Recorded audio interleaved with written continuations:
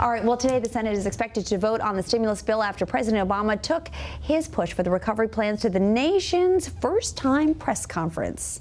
For reaction on what could happen today, I'm joined by Democratic Representative Dennis Kucinich of Ohio and Republican Representative Kevin Brady of Texas.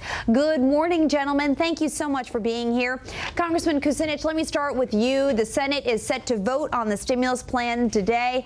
How effective do you think we have been collectively on a bipartisan basis of trying to work together? Well, we've been wrapped up in ideological debates that are stale, and we've got an emergent situation we have to deal with. Government spending is stimulative, tax cuts less so. We need to get moving on this, and we need to do it yesterday. Congressman Brady, the president last night laid out why this is dire for the economy. He said the consequences could be catastrophic. Is he overselling it, or is he selling it objectively? Well, I think he's overselling it a bit. I don't know of any credible economist who believes that we're facing a permanent recession, as the president said yesterday. Now, to his credit, he wanted a bipartisan bill that focused on jobs. He got a very partisan bill that focuses on spending. I think most people believe when the economy is drowning, you need to throw it a life preserver, not build a 40-foot yacht to be delivered next year. More and more economists are worried that this bill's too slow, too expensive, and won't really rescue the economy.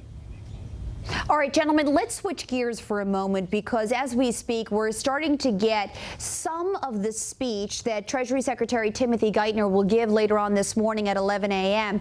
Congressman Kucinich, the Washington Post tells it all. When the Washington Post, the headline says, new bailout may top $1.5 trillion. What do you make of that? I voted against both bailout bills. I did it because I don't think government should be in the business of running private industry through using our capital. And unfortunately, these bailout bills have been given to banks which have hoarded the money or used it to take over other banks. The epicenter of the problem. Americans are caught in a downward spiral with respect to their homes. They're losing their homes by the millions. And if we don't come up with a plan to take controlling interest in the mortgage-backed securities, to enable people to do loan modification, working out principal interest and the terms of payment, we're going to see millions of people lose their homes, and the underlying problem will not be addressed. I'm not a fan of bailouts, and I'm really in a show-me mood on this one. Congressman Brady, Congressman Kucinich has a very important point here. And from what we understand, we're looking at $50 billion in foreclosure prevention as a part of this $350 billion. Some say it could be $100 billion. But the discussion about the details on how to modify those loans is something that will not be discussed for weeks to come. If this was the root cause of the problem, why isn't it the first thing we're addressing?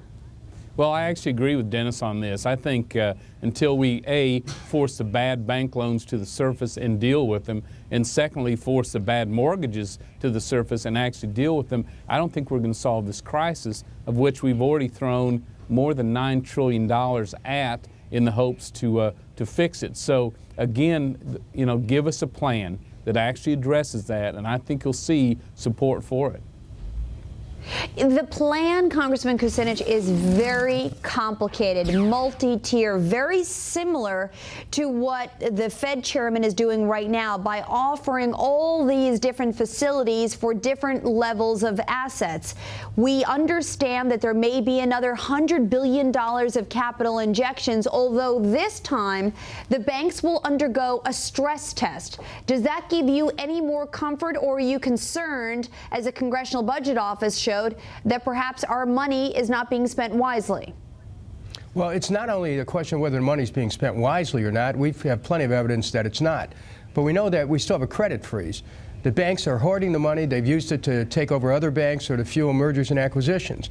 Now, I want to go back to the point that I made initially, that the epicenter of this problem is the subprime mortgage crisis and the deleveraging that took place as a result of the speculation in those mortgage-backed securities.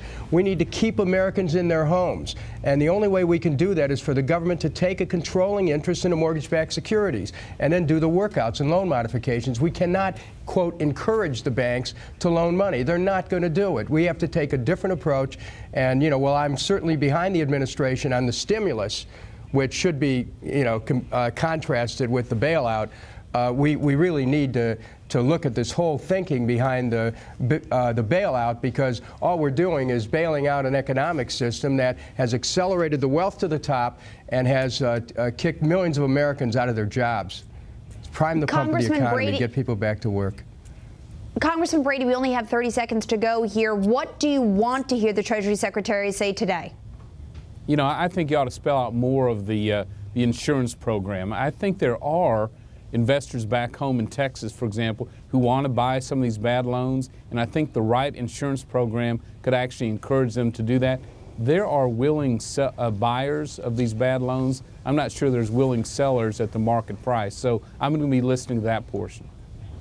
All right, gentlemen, we're going to leave it there. Congressman, thank you very much for joining me this morning. Of course, we'll be watching. All eyes will be on you guys for the next couple of weeks, that's for sure.